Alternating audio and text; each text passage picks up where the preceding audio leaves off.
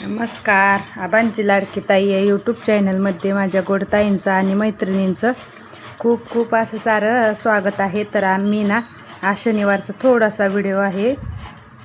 बंडी शेगावला चाललेलो आम्ही शेळ्या आणायला. तर जात जात थोडंसं शूट घेतलं होतं.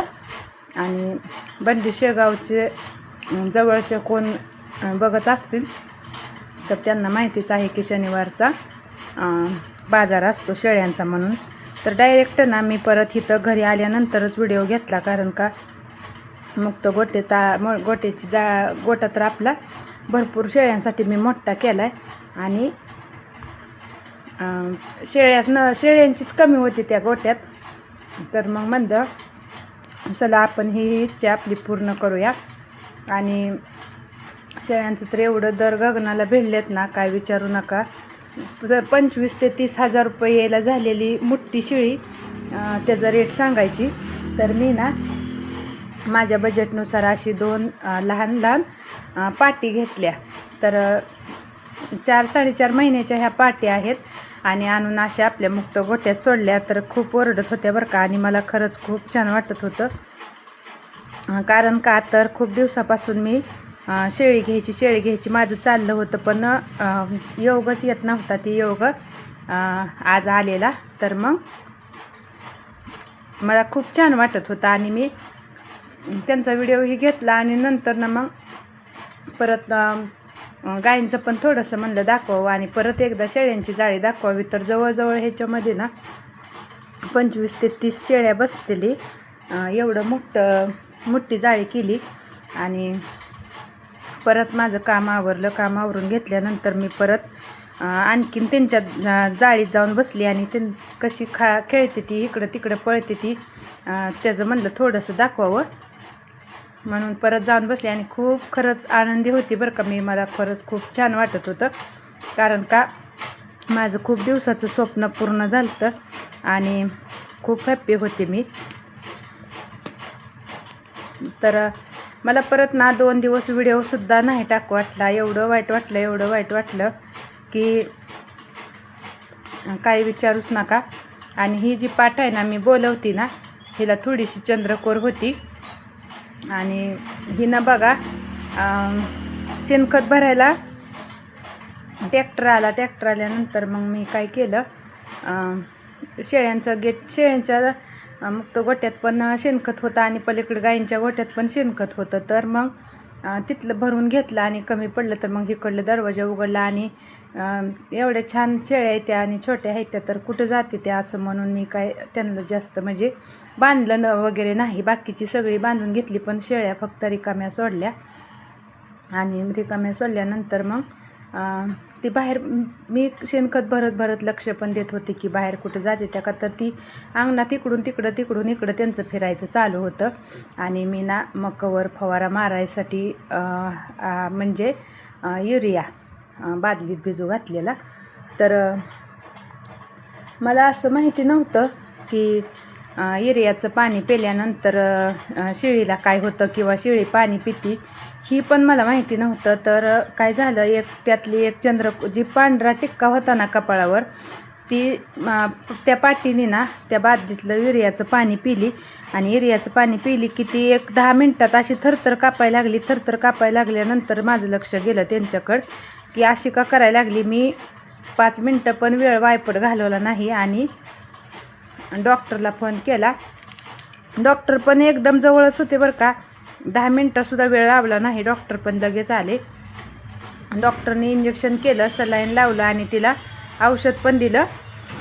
पाजा म्हणजे अर्जंट. आणि 1 तास ते 1.5 तासात तिला नाही ना काय झालं तर मग हिला काहीच होणार नाही. मी तिला अक्षरशः ना वट्यावर उचलून आणलं, पण ती ना सारखं तिला असं म्हणजे खूप त्रास होत होता आणि पाय खोडायची.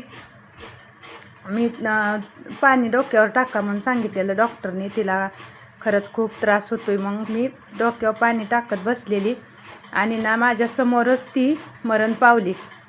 बघा, आपण एखादं जर असं आपल्या हात म्हणजे ही झालं आणि ती जर शेळी मरण पावली तर मला एवढं दुःख होत होतं ना. अक्षरशः माझा चेहरा बघा तुम्ही कसं झाला आहे. मला खरंच एवढं रडायला येत होतं की व्हिडिओ पण घेऊ वाटत नव्हता आणि मी 2 दिवस व्हिडिओ पण नाही टाकला.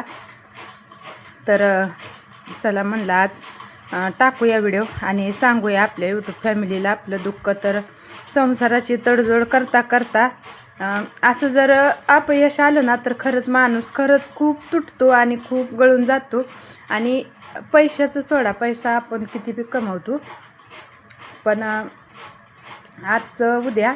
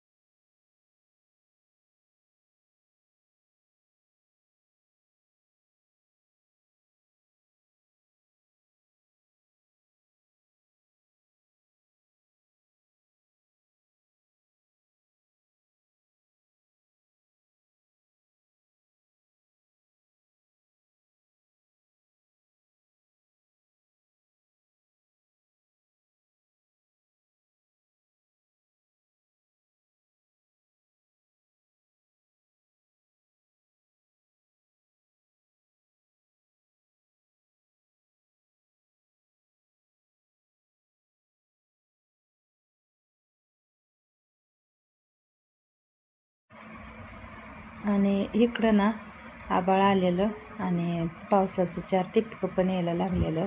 तर वातावरण बघा कसं झालं आहे.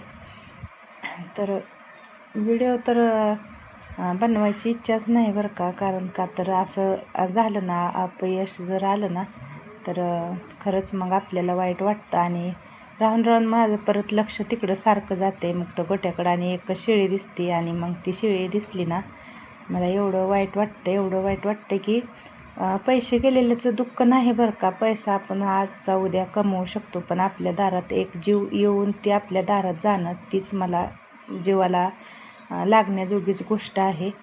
तर असू द्या, शेवटी नशिबाच्या पुढं कोणीही जाऊ शकत नाही आणि आपण त्याला म्हणजे कुठलंच कमी पडू दिलं नाही. मी 10 मिनटात एवढं सगळं बघितलं, पण काय करणार, शेवटी आपलं तिथं काहीच चाललं नाही. तर शेवटी माझी ती शेळी ना मरण पावली आणि व्हिडिओ पण मग 2-3 दिवस झाला. आज सोमवार आहे, तर म्हणलं आज व्हिडिओ घ्यावा थोडासा. आणि तर चला, श्री स्वामी समर्थ.